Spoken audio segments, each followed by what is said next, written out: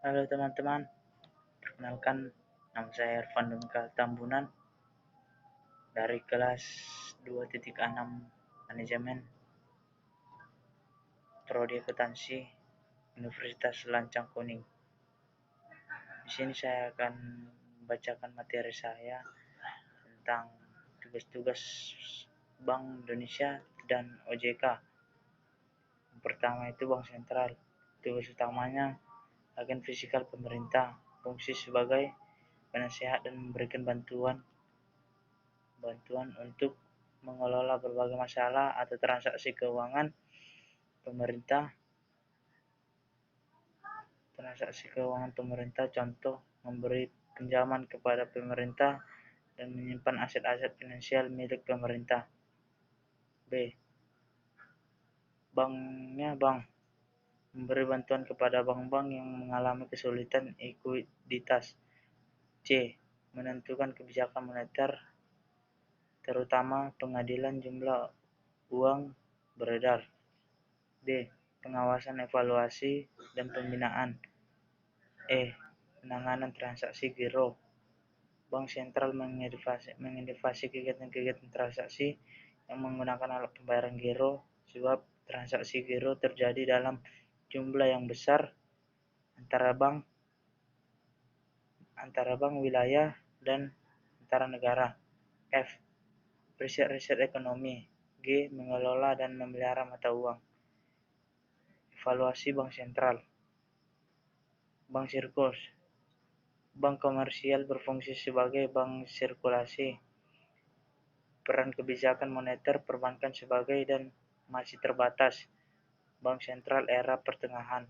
Peran kebijakan moneter perbankan dan SP meningkat, tujuan jemaah inflasi, nilai tukar, pertumbuhan ekonomi, lapangan pekerjaan, neraca. Bank sentral dewasa ini tujuan yaitu stabilitas harga independen namun tetap berkomunikasi dengan pemerintah. Penguatan akuntabilitas dan transparansi. Sejarah Bank Indonesia. Bank Indonesia ada Bank Sentral RI yang didirikan pada tahun 1953 yang sebelumnya bernama Dezanvan Bank NF. Berdasarkan hukum BI adalah A. UU nomor 7 tahun 1992 bagaimana telah diubah dengan UU nomor 10 tahun 1998. B. UU nomor 23 tahun 1993 sebagai telah diubah dengan UU nomor 3 tahun 2004 yang kemudian diperbarui lagi dengan UU nomor 6 tahun 2009. Berdasarkan UU nomor 23 tahun 1999 pasal 41, gubernur dan bupati senior gubernur BI diusulkan dan diangkat oleh presiden atas persetujuan DPR. Fungsi dan wewenang Bank Indonesia. UU No 23 tahun 1999. Bank Indonesia adalah lembaga negara yang mempunyai wewenang. 1. Mengeluarkan alat pembayaran yang sah dari suatu negara. 2. Merumuskan dan melaksanakan kebijakan moneter. 3. Mengatur dan menjaga kelancaran sistem pembayaran. 4. Menjaga stabilitas sistem keuangan. Menjalankan fungsi sebagai lender of the last resort. Tujuan Bank Indonesia. Menurut UU No 23 tahun 1999 bab 3 pasal bahwa tujuan Bank Indonesia adalah mencapai dan memelihara kestabilan nilai rupiah. Yang dimaksud adalah kestabilan nilai rupiah terhadap barang dan jasa yang tercermin dari perkembangan laju inflasi serta kestabilan terhadap mata uang negara yang tercermin pada perkembangan nilai tukar rupiah. 3 pilar utama untuk mencapai tujuan Bank Indonesia. Mencapai dan memelihara kestabilan nilai rupiah. 1. Menetapkan dan melaksanakan kebijakan moneter. 2. Mengatur dan menjaga kelancaran sistem pembayaran. 3. Stabilitas sistem keuangan. Hubungan dengan pelindung pemerintah bertindak sebagai pemegang kas pemerintah. 2. Untuk dan atas nama pemerintah dapat menerima pinjaman dari luar negeri, memuaskan menyelesaikan tagihan kewajiban pemerintah terhadap pihak luar negara.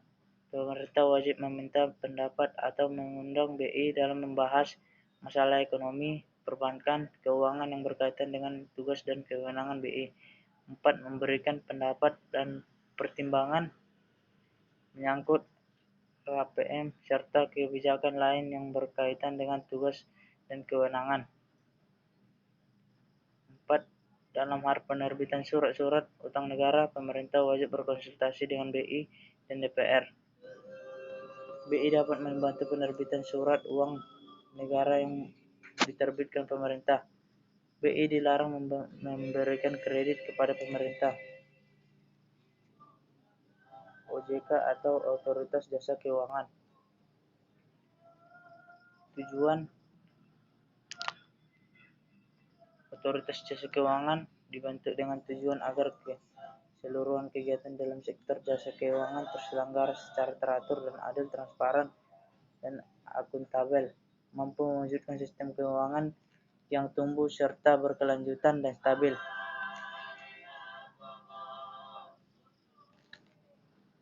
Mampu melindungi kepentingan konsumen dan masyarakat. Tugas dan fungsinya menyelenggarakan sistem pengangkutan dan pengawasan yang terintegrasi terhadap keseluruhan kegiatan di sektor jasa keuangan. Tugasnya melakukan pengaturan dan pengawasan terhadap kegiatan jasa keuangan di sektor perbankan, sektor pasar modal, dan sektor industri keuangan non-bank KIKNB. Latar belakang pendirian Regnek. Pendirian OJK dulu Lembaga Negara Pengawasan Jasa Keuangan LPJK Feud UU BI 29 tahun 1999. Sebelum Price Charge 1997 sampai 1998, pengawasan bank oleh Bank Indonesia dipandangkan gagal. Keinginan untuk integrasi pengawasan sektor keuangan dalam satu atap karena mengingatkan finansial konglomerat di Indonesia. Keinginan untuk memurnikan fungsi kebanksentralan, BI murni sebagai penjaga stabilan moneter. Dulu fungsi pengawasan bank dan moneter yang bersatu di bawah bank sentral dianggap bertentangan. Integrasi produk dan jasa keuangan. Terjadi cross-selling produk dan jasa keuangan di antara lembaga jasa keuangan yang berbeda disertai pemindahan risikonya. 4. Arbitrase peraturan. Pengawasan oleh otoritas yang berbeda yang mengakibatkan berpotensi muncul arbitrase ketentuan, kebijakan dan peraturan berbeda atau tolak belakang. Contoh, bank dalam bentuk perusahaan publik maka wajib terdaftar di Bursa Efek di bawah otoritas Bursa Efek, dan bank sebagai lembaga perbankan di bawah otoritas pengawasan bank. 5. Hybrid produk. Muncul produk baru berbasis globalisasi sistem keuangan, kemajuan teknologi informasi dan inovasi keuangan.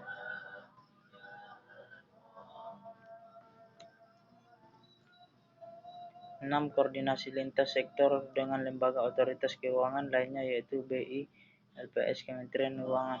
Koordinasi lintas sektoral yang diharapkan akan mendorong keharmonisan kebijakan di bidang fiskal, moneter, dan sektor jasa keuangan yang semakin terpadu, saling mendukung, dan menjaga kestabilan sistem jasa keuangan di Indonesia. 7. Perlindungan konsumen. Aspek perlindungan konsumen bagi masyarakat maupun pengguna produk dan jasa keuangan belum diatur secara spesifik, konkret, dan integrasi dalam perundang-undangan keuangan yang pengawasan jasa keuangan baik yang bersifat sektoral maupun kelembagaan. Sekian hasil dari materi saya, lebih dan kurang saya mohon maaf. Terima kasih.